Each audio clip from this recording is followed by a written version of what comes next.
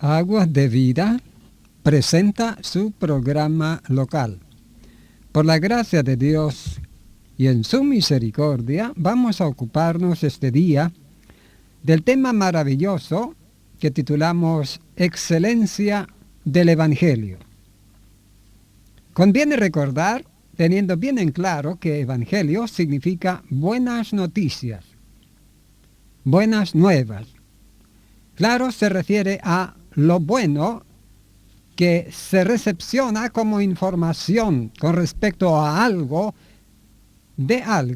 y de alguien, por lo que es y por lo que hace. Por supuesto, de ello se origina el significado del bien que uno lo recibe como información, como noticia, como nueva, buenas nuevas.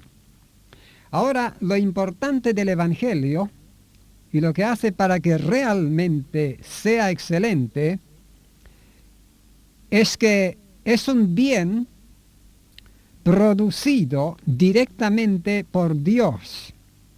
No es algo que depende de Dios, como todas las cosas que existen son producidas por Dios en segundo orden. Pero el Evangelio es hecho por Dios. Dios es su autor en modo directo y exclusivo. Él es el que, por lo que es Él y por lo que Él hace y por lo que Él hizo, produjo el Evangelio. El Evangelio es lo que Dios es y lo que Dios hizo. La palabra de Dios en 1 Corintios dice que el Evangelio consiste de que el Señor Jesucristo fue muerto por nuestros pecados conforme a las Escrituras, que fue sepultado y que resucitó al tercer día conforme a las Escrituras. Bueno, el apóstol inspiradamente nos enseña que eso es el Evangelio. Esa buena noticia de que el Señor Jesucristo murió y resucitó y que en ello destruyó como dice la Biblia, quitó de en medio el pecado. Bueno, por supuesto no hay mejor noticia que eso para el alma que hubiera quedado condenada al juicio eterno de su pecado, de no haber estado de por medio el beneficio del Evangelio. El Evangelio es lo que salva, por lo que hizo el protagonista, el autor de él. Ahora, el autor de él es el Señor Jesucristo. Y es importante, y es hermoso, es glorioso, es perfección cristiana, saber que el Señor Jesucristo es Dios mismo. La palabra de Dios en Juan 1 al 3, lo indica al Señor Jesucristo como verbo en el sentido de que resulta ser la expresión, el pensamiento, la esencia y la acción de lo que corresponde a la deidad. Por lo que dice Hebreos capítulo 1, versículo 3, se entiende que el Señor Jesucristo es, como decir, la expresión de Dios en el ámbito local, expresada, pronunciada y activada dentro de los límites de una circunstancia de tiempo y espacio, pero es Dios, el Verbo. Juan dice que el Verbo estaba con Dios y el Verbo era Dios. Y Hebreos 1:3 dice que Él es el resplandor de la gloria de Dios. Y Juan 1:18 dice que a Dios nadie lo vio jamás, pero que el unigénito Hijo que está en el seno del Padre, Él le ha dado a conocer. Cuando Juan escribió, estaba el Hijo en la gloria con el Padre sentado en su trono, y Juan, el apóstol, dice que Él lo dio a conocer. Lo cierto es que no resulta posible conocer a Dios, ni mucho menos verlo a Dios, a no ser mediante conocer y ver al Señor Jesucristo. El Señor Jesucristo es la expresión sustancial, localizada, visible, materializada de Dios. Por eso cuando Felipe preguntaba al Señor pidiendo que le mostrara el Padre, en Juan capítulo 14, el Señor se sorprende preguntándole: tanto tiempo hace que estoy con vosotros y no me has conocido. Jesús le dice a Felipe, Jesús, tanto tiempo, dice el verso 9, que estoy con vosotros y no me has conocido, Felipe. El que me ha visto a mí, ha visto al Padre. ¿Cómo pues dices tú, muéstranos el Padre? De modo que Felipe estaba pidiendo una cosa como pedir que se moje el agua, o como pedir que se produzca la invisibilidad del aire. Una cosa que no tiene sentido, una cosa que resulta totalmente imposible, que no está dentro de lo que es real. No es posible ver a Dios, porque Dios se hace visible en Cristo. Es decir, Cristo es la manifestación visible de Dios. Él es el Verbo. Todo esto es algo que aparece a través de toda la Biblia. Por algo dijo el Señor: escudriñad las Escrituras, porque ellas son las que dan testimonio de mí. Hay mucho para hablar de esto.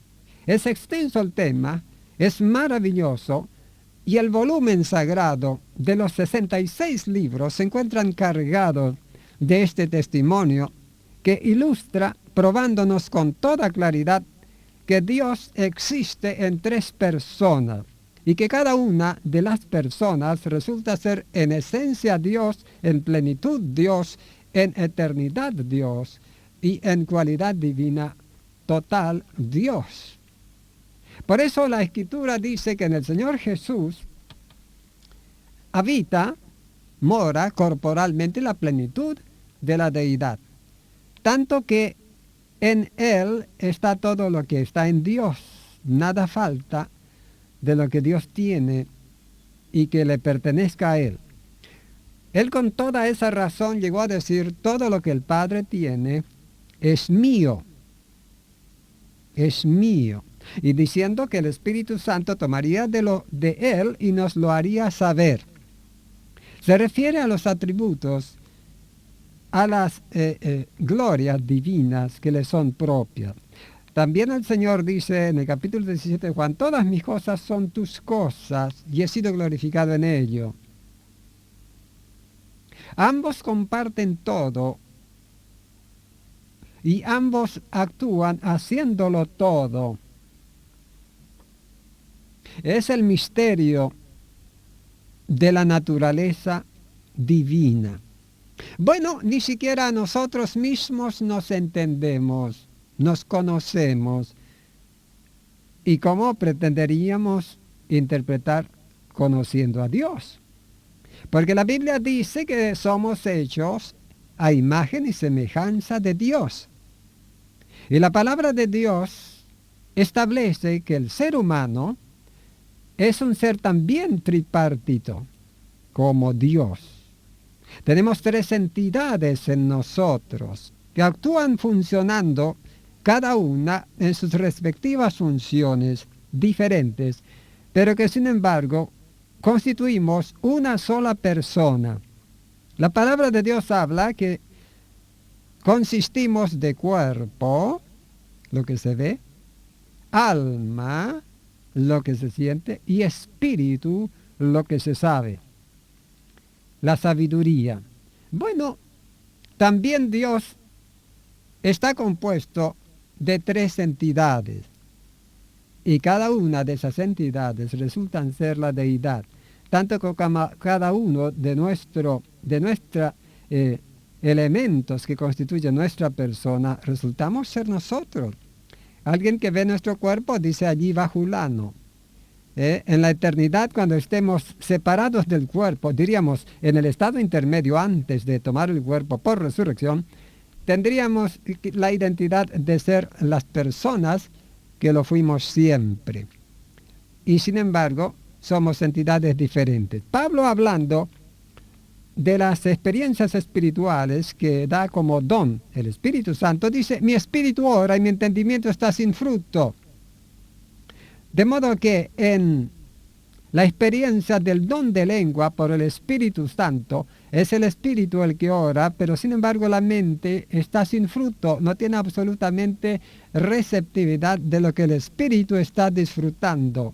En el mismo ser, en la misma persona, hay dos experiencias diferentes por las dos entidades que lo componen, siendo una sola misma persona. Y el apóstol explica esto. Y cuando Pablo fue arrebatado al tercer cielo, él dice que no sabe si fue con el cuerpo o fuera del cuerpo. En el cuerpo o fuera del cuerpo, no lo sé, Dios lo sabe. De modo que el ser humano es una creación hecha por Dios a la imagen suya. Dios también, en modo parecido, resulta ser el eterno Dios de la triunidad existiendo, y es así que cada una de esas personas tienen sus respectivas funciones, y así el Verbo se encarnó, como dice Juan 1:18.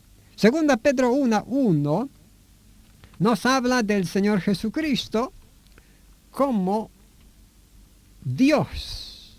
Dios, dice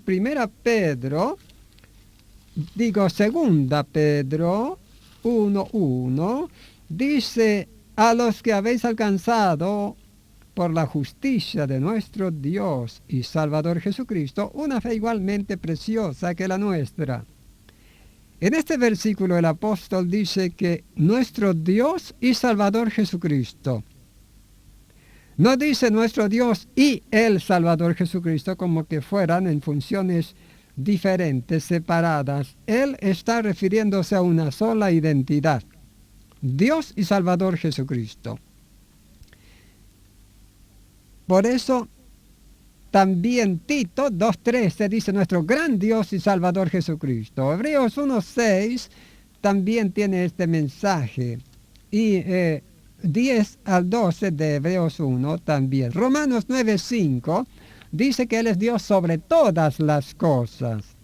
Dios sobre todas las cosas. Y la creación está hecha por Él, y a su vez la atribuye a Dios. Y nos aparece un poco clarificado esta realidad cuando aparecen los términos en pluralidad refiriéndose a Dios. Hagamos, término plural que se aplica a la deidad única. Hagamos al hombre a nuestra imagen, conforme a nuestra semejanza, en Génesis 1:26. Y después dice, y creó Dios al hombre. De modo que es Dios creando, y dice, hagámoslo. Y así hay varias, falta el tiempo para presentar esta bendición de la pluralidad. En Apocalipsis 22:16 dice, raíz y linaje de David. Raíz es lo que sustenta, según Romanos 11:18, y linaje es un derivado, una consecuencia, un linaje humano. Él entonces es el creador que sustentó a David, pero a su vez es el humano que nació de la descendencia de David. Claro, Él es el Dios hombre. De todo esto aparece en las Escrituras un testimonio claro. Por eso Él reclama la honra, establece la bendición de que todos deben honrar al Hijo como honran al Padre. De no haber sido Dios, Él, sería eso una pretensión blasfema. Sin embargo, sabemos que Él habla la verdad y que la palabra de Dios lo identifica como el testigo fiel y verdadero. Pero Él reclama la misma honra que el Padre. Y de esto hay mucho testimonio en la Escritura. Lo cierto es que, como